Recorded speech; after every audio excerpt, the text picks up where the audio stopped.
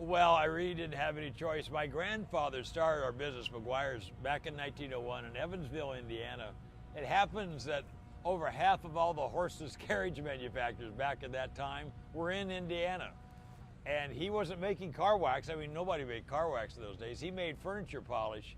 He is obsessed to creating a perfectly clear finish on black lacquer furniture. As it happened, they started putting that same black lacquer on the horseless carriages, and people that knew about his product started putting it on the carriages, and his furniture polish became a carriage polish.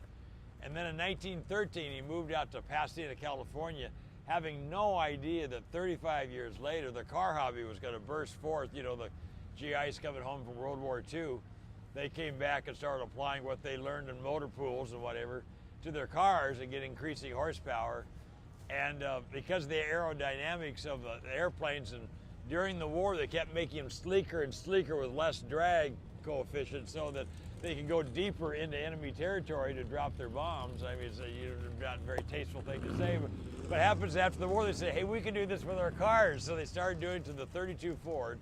That was the car of choice. When they did that, I was just coming of age where I was interested in cars. And so I watched it all happen right around me. I mean, if you're a Southern California guy back then, you just kind of had it in your blood, you know. It was car shows everywhere. Cars were driving down the streets, and then there was Hot Rod magazine that Robert E. Peterson created in 1948. And it featured more than anything else hot rods, of course, Hot Rod magazine, and the 32 Coupe.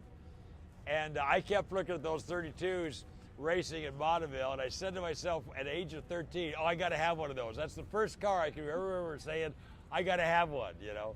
So, I mean, I grew up with it. And now here we are these many years later, after hot rodders were criminalized back in those days for street racing, of course. And then we got drag strips. Now drag racing, one of the great American spectator sports, and hot rodders are now seen among the most patriot of all Americans.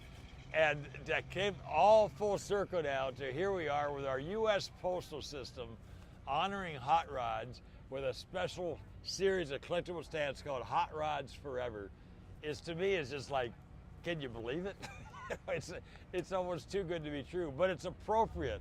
I mean, it's appropriate they do that and recognize that the 32 Ford has been integral to our history, to our culture, and to really everything that makes America great. And it's recognized the world over. Wherever we go to car shows around the world, there's almost always 32 Fords cruising into the shows, and the people driving them almost always have some form of red, white, and blue on them.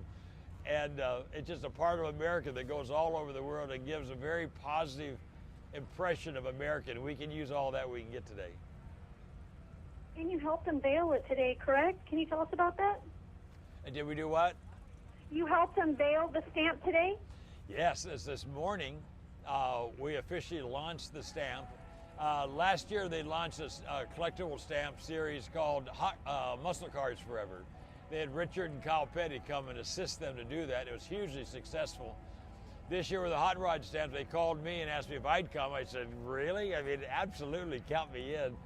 Most importantly, I unveiled the stamp today. I was on one side of the curtain. The other side was the Postmaster General, Patrick Donahoe, who's a car guy, a lifetime car guy before he was a teenager, car guy. He's had all kinds of cars through the years, so he's passionate about what took place here today. A lot of the postal employees were here with their hot rods, and so we had this great celebration, big flat screen and a big unveiling of the stamps, and I had the privilege of being a part of that, and it was just, I never could have imagined 30 years ago that hot rods would be so honored today, particularly by our postal system. And now they're on these wonderful collectible stamps that are out for a limited period of time. So I'm really encouraging hot rodders to go and buy these stamps. You know, as a thank you. We've been recognized. Now we need to say thank you, Post Office, for doing this. And buy these stamps. Are obviously available on the internet. But as well as that on the internet, you go to any post office, they're available right now. And I say, let's buy these stamps in record quantity. I would love the Hot Rods Forever stamps to be the most purchased collectible stamps that the post office ever brought out. And so that's what I'm pitching for. And again, to be a part of that, I mean, it's a very special day for me. Absolutely. Well, thank you so much, Barry. I appreciate it. Have a great weekend. Okay, thank you, Candy, and all the best to you now. Thank you. You too. All right, Bye-bye. bye-bye.